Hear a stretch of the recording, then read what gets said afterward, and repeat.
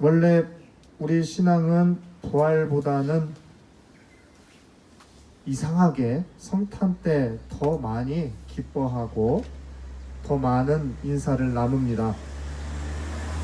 그런데 실제로 우리 그리스도인이다 라고 말하는 정체성의 그 출발선상은 성탄이 아니라 바로 부활입니다. 우리는 부활을 믿기 때문에 예수 그리스도를 구원자라고 말하고, 또 그리고 우리에게 새 생명을 주신 하느님께 감사를 드릴 수 있는 것입니다. 부활은 또한 우리들에게 있어서 마지막 날의 애표로서도 자리매김합니다. 우리의 신앙은 그러니까 현재에 있어서 하느님께 감사를 드릴 수 있는 그러한 내용을 담고 있는과 동시에 실은 우리 시대가 아니더라도 우리 후손의 시대가 지나더라도 모르겠습니다. 인류의 시대가 사라진다 하더라도 그 마지막 날을 희망하면서 마지막 날의 영원한 생명 그 안에 우리가 함께 한다라는 희망을 간직하며 고백하는 것입니다. 이거 누가 믿어요? 미쳤지. 요즘 세상에 누가 믿습니까? 중국은 달 뒷면을 인류 최초로 봤다고 하는 세상이고, 얼마 전에는 블랙홀, 사람의 눈으로는 본 적이 없는데 과학적으로는 이러이러할 것이다 라고 하는 그러한 공식에 의해서 상상도를 그려왔습니다. 블랙홀을 우리는 희미하게나마 볼 수 있는 세상이 되었습니다. 과학적인 방법으로 이 세상의 원리를 증명해낼 수 있는데, 부활, 현재 진행형의 부활 의미와 마지막 날의 부활에 대한 희망, 어느 누가 그렇게 쉽게 고백할 수 있겠습니까? 그런데 우리는 고백한다고 합니다. 그러니 여기에서는 갈등이 생길 수밖에 없습니다. 갈등, 예전에 말씀 한번 드렸던 것 같은데, 등나무하고 칡하고 서로 방향이 달라서 충돌하는 그 상태를 한자로 표현한 것이죠. 다시 말해서 관점이 다른 두 사안이 동시에 충돌하였을 때 발생하는 게 갈등입니다. 과학적 사고관 속에, 세계관 속에 살아가고 있는 우리, 다시 말해 이 세계를 해석할 때 등나무처럼 오른쪽으로 지금 세계를 해석하고 있는 관점이 있습니다. 그러나 한편으로는 신비라는 이름으로 죽음 너머의 세상에 대한 두려움으로 신이라는 것을 또 끌어들여서 신적인 것으로 세상의 원리를 해석하기도 합니다. 그 관점을 종교적 관점이라고 한다면 두 둘은 충돌하고 맙니다. 그런데 어디에서 충돌하냐? 학자들끼리 충돌, 그거는 학문적으로만 이야기하라고 하십시오. 여기 앉아 계신 분들 살면서 매 순간 충돌하고 있지 않습니까?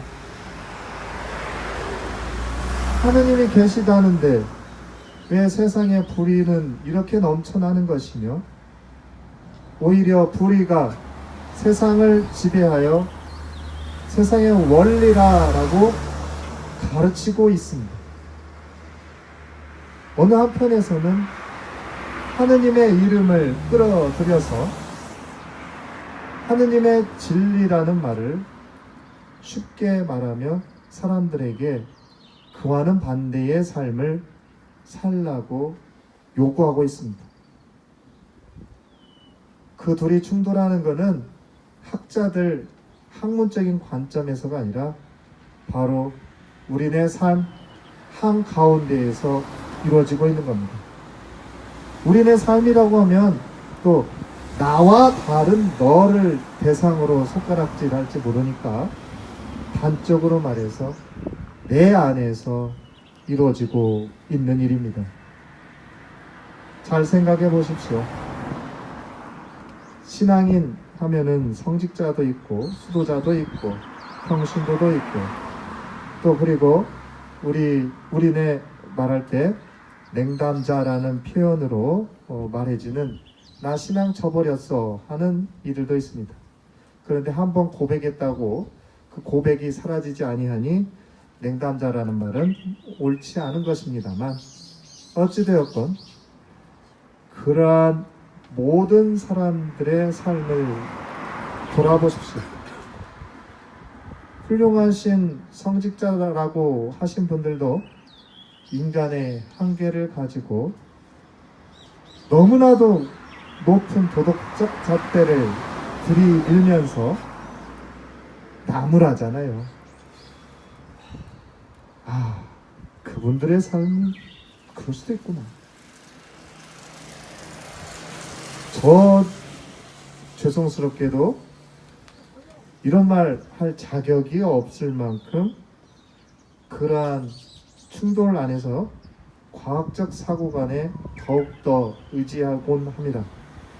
왜냐하면 직접 체험하고 체험한 바가 실은 사회 안에서 실험된 것이니까 우리는 실험된 것은 일반적으로 결과가 이러이러하다라고 유추할 수 있기 때문에 하느님께 기도하는 것과 동시에 그거는 그거고 따로 두고 결과적으로 드러나는 것에 대해서 안절부절 못한다거나 두려워하기도 하고 이를 강력하게 요구하기도 합니다. 신앙이 배제된 채 말이죠. 이런 사람들 나무랄 수 없습니다. 근데 많은 경우 사순시기를 지내면서 우리는 성사라는 걸 들을 때 그러한 과학적 세계관을 가지고 살아온 것을 죄라고 고백하는 많은 사람들을 접하게 됩니다. 제가 접했으니까 그렇게 말하는 거고요. 다른 분들은 본인이 이제 성사를 드리려고 할 때 그런 식으로 아마 준비를 하실 거라 생각합니다. 왜 그게 죄예요? 죄가 아니잖아요. 내 안에 바라보는 세계관이 두 가지가 있어서 그거 중에 충돌되는 갈등, 아픔일지언정 죄는 아니지 않습니까? 죄라 함은 거기에 그냥 마냥 머물러서 물리적으로 상대의 생명력이나 자기 자신의 생명력을 해칠 때 죄라 한다면 그 갈등을 두고 남을 탓하거나 또는 자기 자신 스스로를 자해하는 정도의 마음가짐으로 가슴에 못을 박았을 때 혹시 그걸 죄라고도 할 수 있겠지. 어찌됐건 우리 이렇게 살아가는 세계 안에서 예수 그리스도의 부활 기뻐하는 거 예식으로는 가능할 수는 있어도 실제 삶으로 살아갈 수 있느냐, 이거는 이제 내 안에 갈등이라는 것을 겪고 있다라고는 전제하에서 이 문제는 세상 사람들에게 요구해야 될 게 아니라 바로 자기 자신을 돌아보는 가운데 청함으로써 먼저 출발해야 한다는 것을 생각하게 됩니다. 어제 복음 이어서 오늘도 예수님께서 계셔야만 했던 무덤, 곧 과학적 사고관으로 보았을 때에는 죽은 사람의 터전은 무덤이어야 된다 라고 하는 사실로부터 벗어난 것을 접하게 됩니다. 이를 접하는 순간 두려움에 쌓였던 마음도 있었고 누가 훔쳐갔을 것이다 라는 당연한 사고의 연상작용도 있었을 겁니다. 한편으로는 주님께서 나는 죽지 않고 부활하리라 라고 그토록 말씀하셨던 것을 믿는다라는 믿음 신앙으로서의 사고 관점도 존재하고 있었을 겁니다. 그런데 복음 전반을 싹 살펴보면 신앙은 뒤편에서 깨달음 뒤로 드러났지 그 전에는 과학적 사고관으로 세계관으로 살펴보고 있었다는 걸 알 수 있습니다. 우리가 그렇게 훌륭하다고 여겨지고 있는 마리아 막달라라의 무덤에 먼저 예수님 어떻게 계신가 하고 찾아갔던 이들, 그들의 첫 출발선상은 과학적 세계관입니다.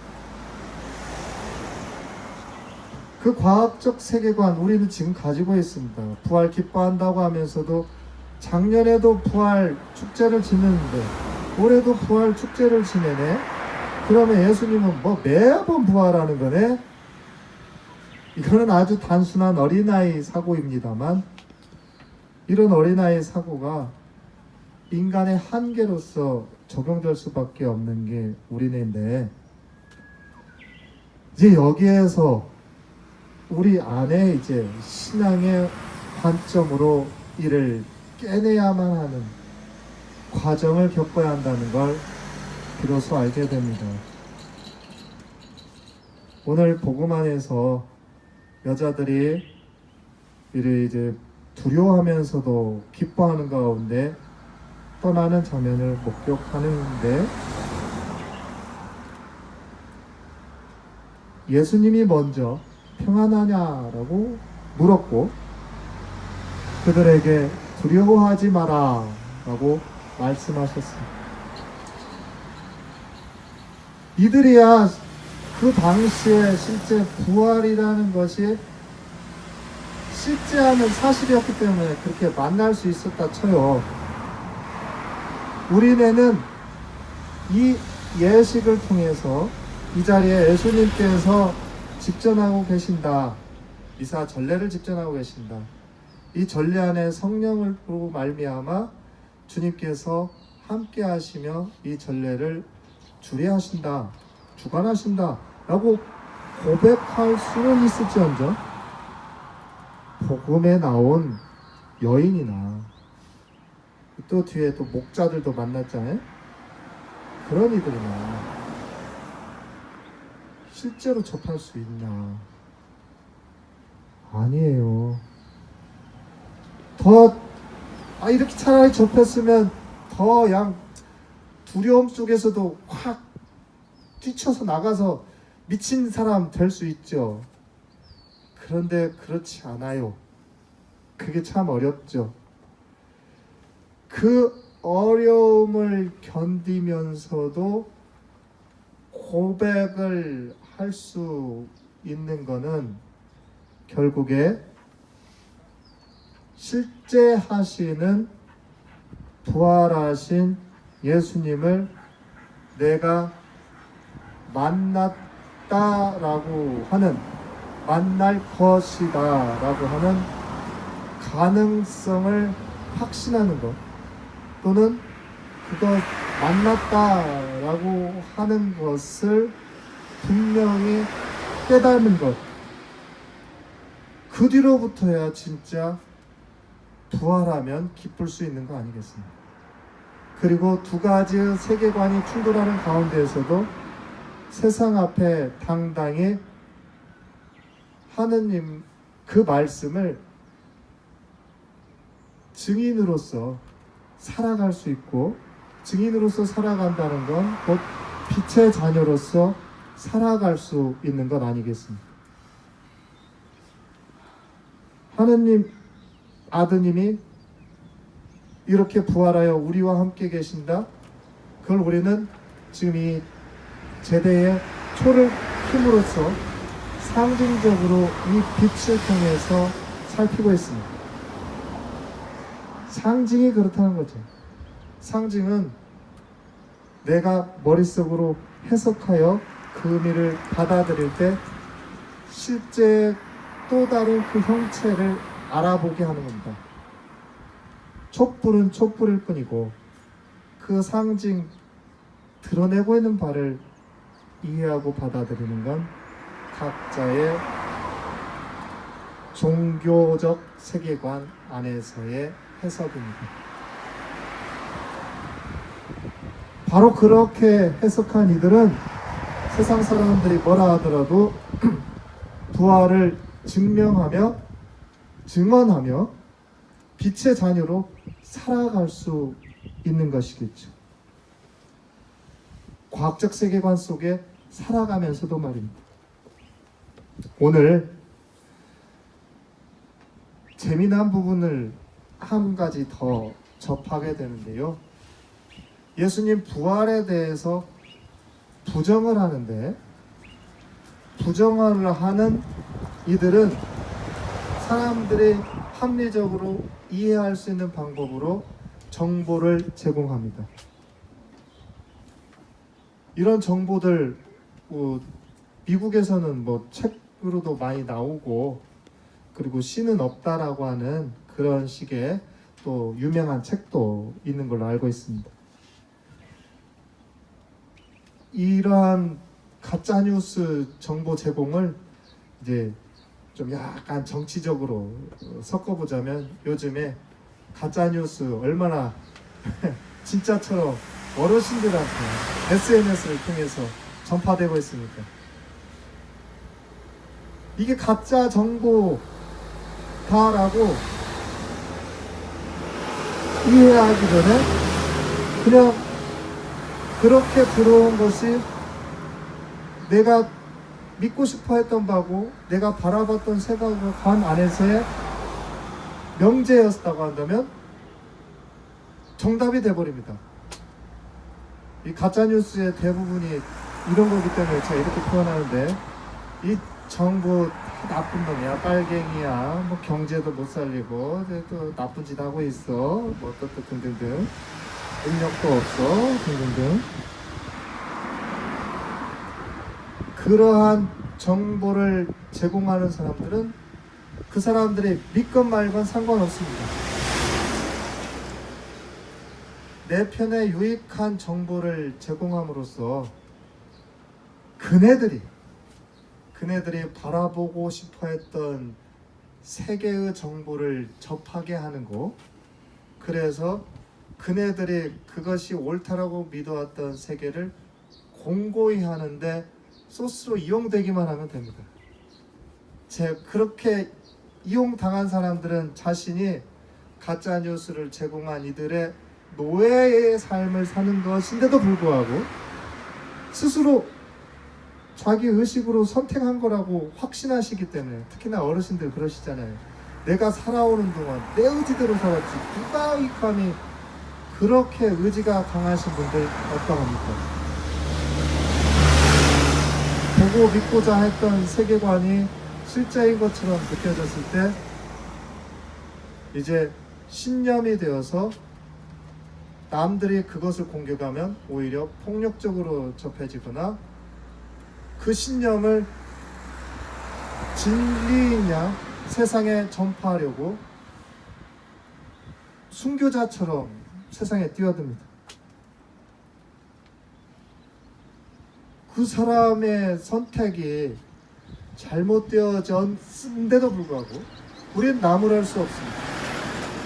왜냐? 그분이 그것이 옳다라고 확신하며 살아가고 있기 때문에 그분의 세계관 안에서는 그게 옳은 것이죠. 옳은 것을 아니다라고 말한 사람은 잘못된 거니까 그 사람의 행동이 다른 사람을 탓하는 것, 잘못된 걸 탓하는 것이 되고, 논리적인 입장 안에서는 맞은 말이 되어버립니다.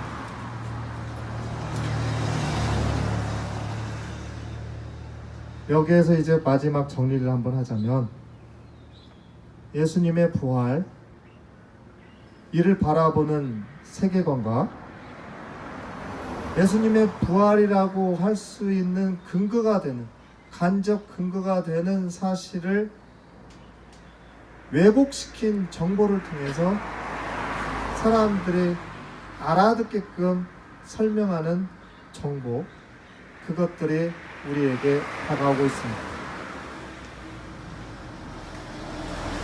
그 옛날 예수님이 부활했다고 하는 바로 그 당시의 세계도 그러하지만 지금 우리가 살아가고 있는 이 현재도 또한 그러합니다. 예수님께서 부활하시어 하느님의 정의와 진리를 세상에 드러내고 영원한 생명에 대한 희망을 품고 우리 인간들이 회개하여 그렇게 살아가도록 이끌어 준다라고 바라보게 하는 세계관과, 야 그거 신 없지만 신 만들어낸 거잖아, 우리 과학적으로 살아가봐, 지금 이 건물 짓는 거, 이렇게 무기를 키워내는 거, 평화라고 말하는 것이 종교적 입장에서의 평화가 아니라 현실 안에서 지켜져야 할 평화는 어떻게 되는 건데, 힘이 있어야 하잖아.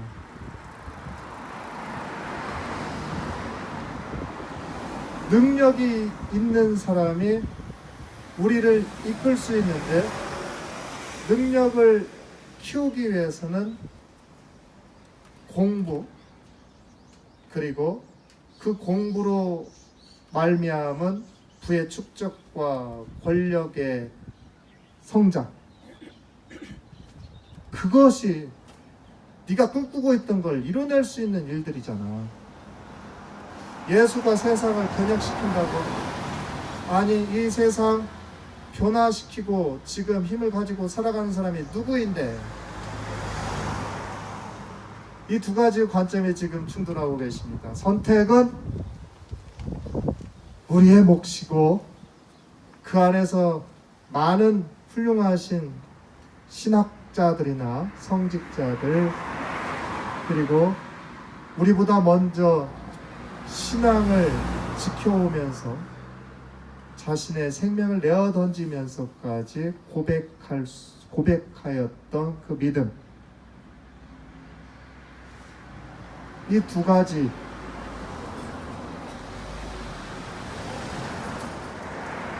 가지 안에서 우리가 부활 기뻐합니다 라고 고백하는 가운데 만날 수 있었던 예수님이 어디에 계신지 응답하면 좋겠습니다.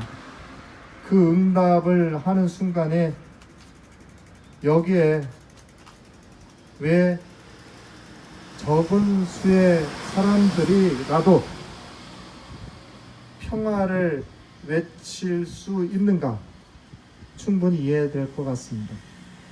설명하지 않아도 이해될 것 같습니다. 그리고 내가 그 적은 수에 포함이 된다 하여도 기꺼이 희망을 간직하며 평화를 이 자리에서도 외치고 자신의 삶의 자리에 가서도 기꺼이 지켜나가며 드러낼 수 있을 것 같습니다. 그렇게 예수님의 부활은 오늘 여인들이 기뻐하며 갈릴레에 가서 제자들에게 전하였던 것처럼 우리들의 선택으로 말미암아 세상 사람들에게 그렇게 전해질 수 있으리라 여겨져 봅니다.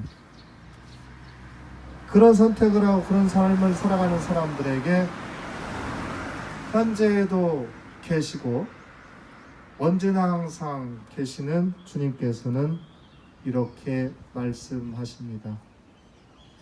두려워하지 마라. 이 말은 신앙 안에서 선택받은 이들에게나 들릴 수 있는 주님의 현존의 목소리입니다. 아멘. 아멘.